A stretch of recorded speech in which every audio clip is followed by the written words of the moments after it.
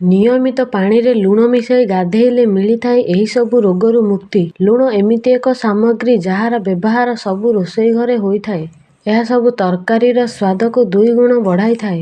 ଏଥିରେ ବହୁତ ତତ୍ତ୍ୱ ଥାଏ ଯାହା ଶରୀର ପାଇଁ ଲାଭକାରୀ ହୋଇଥାଏ। ପାଣିରେ କିଛି ଲୁଣ ମିଶାଇ ଗାଧୋଇବା ଦ୍ୱାରା ଶରୀରକୁ ଅନେକ ଲାଭ ହୋଇଥାଏ। ଏହାଦ୍ୱାରା କେତେକ ରୋଗ ଦୂର ହୁଏ, ଶରୀରରୁ ଥକାପଣ ଦୂର ହୋଇ ଫୁର୍ତ୍ତି ଲାଗିଥାଏ। ଲୁଣରେ sulphur, calcium, sodium, magnesium, silicon, boron, bromine ଅଧିକ ମାତ୍ରାରେ ରହିଛି। ଏହା ଓଜନ କମ୍ କରିବା, ଶରୀରକୁ ସୁନ୍ଦର କରିବା ସହ ଆସ୍ଥମା ଓ ବିପିକୁ କଣ୍ଟ୍ରୋଲ କରିଥାଏ। ଆସନ୍ତୁ ଜାଣିବା ଏହାର ଅନ୍ୟ ଫାଇଦା ବିଷୟରେ। ପିମ୍ପଲରୁ ମିଳିବ ମୁକ୍ତି। ଗରମ ପାଣିରେ ଲୁଣ ମିଶାଇ କପଡ଼ା ସାହାଯ୍ୟରେ ମୁହଁରେ ଲଗାନ୍ତୁ।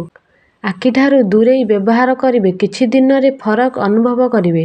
ରୁଖି ତ୍ୱଚାରୁ ମୁକ୍ତି। ପାଣିରେ ଲୁଣ ପକାଇ ଗାଧୋଇବା ଦ୍ୱାରା ତ୍ୱଚା ନରମ ହୋଇଥାଏ।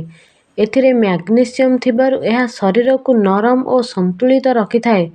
ପାଣିରେ ଅଧା କପ୍ ମିଲ୍କ ପାଉଡର ମିଶାନ୍ତୁ ଓ କିଛି ଲୁଣ ପକାଇ ଏଥିରେ ଗୋଲାପର କିଛି ପାଖୁଡ଼ା ମିଶାଇ ତାପରେ ଏଥିରେ ଗାଧାନ୍ତୁ।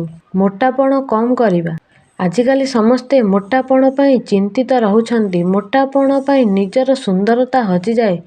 ଏଥିରୁ ବଞ୍ଚିବା ପାଇଁ ଲୁଣ ବହୁତ ହିଁ ଲାଭଦାୟକ ହୋଇଥାଏ।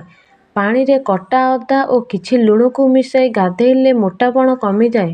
ରୋଗ ପ୍ରତିରୋଧକ ଶକ୍ତି ବଢ଼ାଇବା।